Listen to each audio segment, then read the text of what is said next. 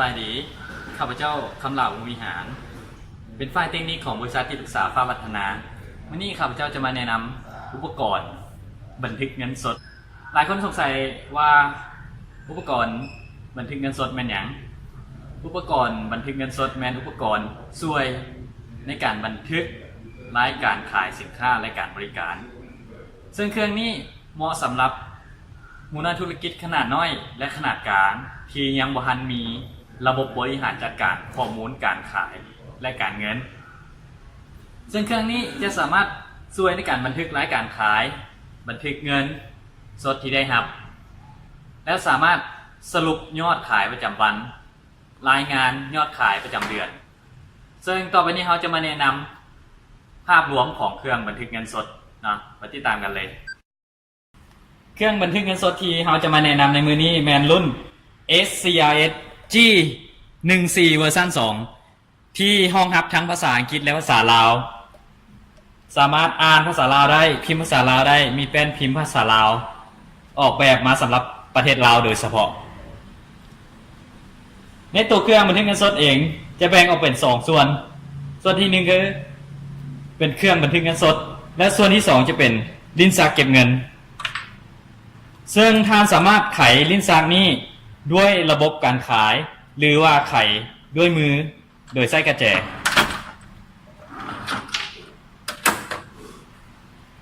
และตัวเครื่องบันทึกเงินสดจะแบ่งออกเป็น3ส่วนด้วยกันส่วนที่จะเป็นหน้าจอรับแล้วจะมีบอลเสียบกระแจส่วนด้านซ้ายมือจะเป็นบอลใส่เจี้ยหรือว่าเครื่องพิมพ์ใบเก็บเงินด้วยความร้อนซึ่งวิธีการใส่เจี้ยเราจะมีวิดีโอแนะนำอีกตามหลังแล้วส่วนด้านลมจะเป็นแป้นพิมพ์จะแบ่งออกเป็น4ส่วนซึ่งรายละเอียดของปุ่มต่างๆและการใช้งานเราจะมีวิดีโอแนะนำอีกตามหลังเอาเบิ่งด้านข้างของเครื่องข้างขวาของเครื่องจะมีบอลเสียบ Memory Card เพื่อสำรองข้อมูลมาเบิ่งด้านหลังจะมีจอที่2ที่ใส่แจ้งราคาให้กับลูกค้าส่วนด้านลุมจะมีหูเสียบสายไฟต่อมาจะเป็นสายไฟที่ต่อไปหาลิ้นชักแล้วจะมีปุ่มบอลเสียบ USB และสายซีเรียลที่ใช้ในการตั้งค่าเครื่องบันทึกเงินสด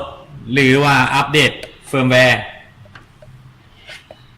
นี่คือจะเป็นสายไฟปลั๊กเสียบไฟเข้าใช้สำหรับไฟ220 โวลต์ที่บ้านเราใช้นะในส่วนนี้ท่านจะเห็น2ปุ่มที่ใช้ไข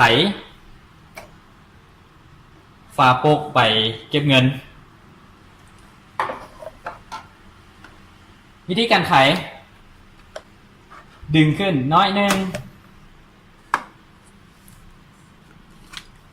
ตัวนี้เป็นเจี้ยที่เขาเอาใส่เป็นสมมุติเนาะวิธีการใส่เจี้ยต้องหงายด้านนี้ขึ้นอยู่ด้านนี้ท่านจะเห็น2ปุ่มที่ใส่ไขฝาเพื่อใส่ใบเก็บเงินหลังจากไขมาแล้วท่านจะเห็นนี่เนาะวิธีการไขสอดมือเข้าไปด้านนี้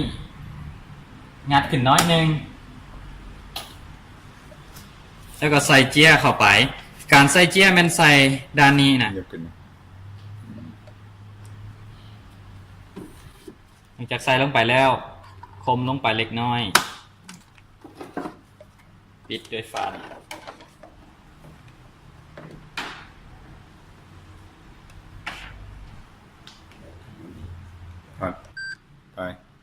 สำหรับเครื่องบันทึกเงินสดรุ่นนี้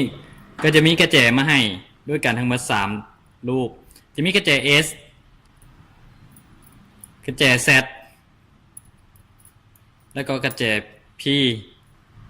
กระแจ S สำหรับพนักงานขายกระแจ Z สำหรับเจ้าของห้าง